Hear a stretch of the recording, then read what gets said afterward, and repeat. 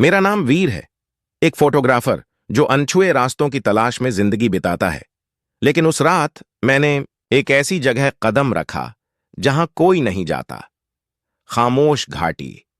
लोग कहते थे वहां सूरज ढलने के बाद कोई जिंदा नहीं लौटता। मैंने इसे अफवाह समझा, लेकिन अब थोड़ा रुककर मैं यकीन नहीं कर पा रहा कि मैंने क्या देखा। मैंने अपनी जीप एक टूटी फूटी सड़क पर रोकी। घाटी का प्रवेश द्वार एक पुराना जर्जर पत्थर का तोरण था।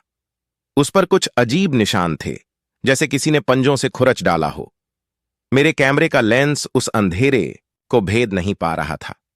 तभी मेरे रेडियो से एक आवाज आई, वीर, वापस चले जाओ। वो मेरी अपनी आवाज थी, लेकिन मैंने तो कुछ बोला ही नहीं। मेरी रीढ़ में सिहरन दौड़ गई। मैंने हिम्मत जुटाई और घाटी में आगे बढ़ा। पेड़ों की छाया में कुछ हिल रहा था। मैंने अपनी टॉर्च जलाई। वहां एक बच्चा था, शायद 10 साल का। उसकी आंखें लंबा विराम, वो पूरी तरह सफेद थीं। उसने मेरी ओर देखा और फुसफुसाया, तुम्हें नहीं आना चाहिए था।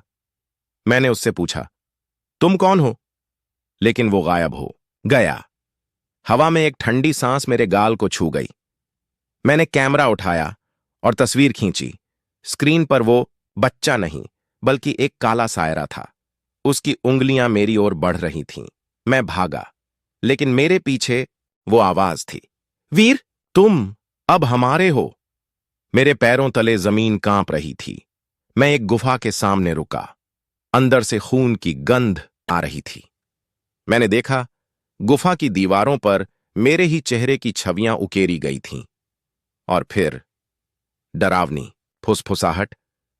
वो सायरा मेरे सामने था। मैं चीखा और गुफा में गिर पड़ा। क्या वो बच्चा था या कुछ और? मैं नहीं जानता, लेकिन एक बात पक्की है, वो मुझे छोड़ने वाला नहीं।